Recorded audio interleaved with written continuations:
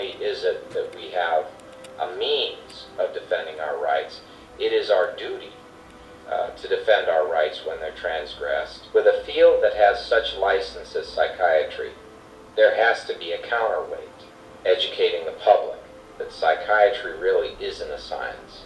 It is a subjective method of assessment, and one psychiatrist's judgment will disagree with another psychiatrist's judgment, which will disagree with another psychiatrist's judgment, because there's so much subjectivity. There is no proof of efficacy for electric shock.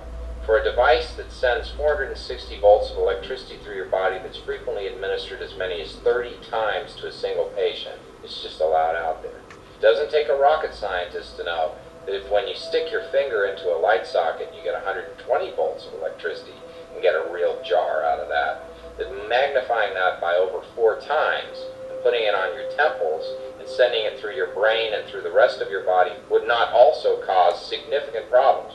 These issues that are related to the heart arrhythmias, loss of memory, brain shrinkage, inability to function, physical disability, inability to have muscle function in your arms or your legs in certain instances, heart attacks and strokes, etc.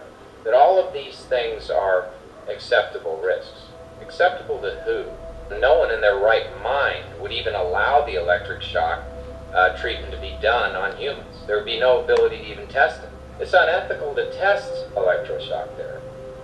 I mean, I can tell you that I can successfully eliminate the depression in this person by wielding this sledgehammer against the side of their head, and it'll knock them unconscious and obliterate their memory.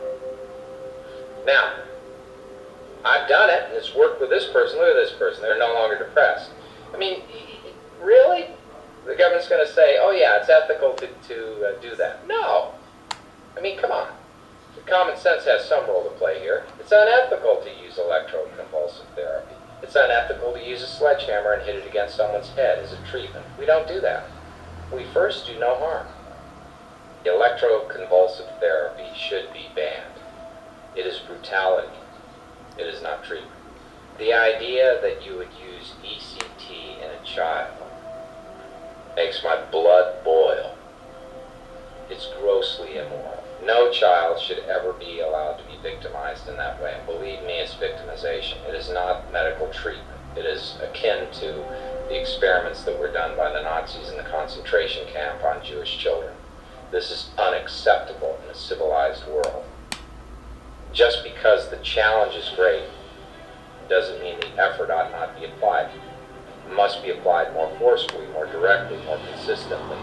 To take the course of going into court, of going before Congress, of calling to task psychiatrists, the APA. It's not just standing for these principles, but it's fighting tenaciously for it. We have to be champions of liberty and fight for our freedoms.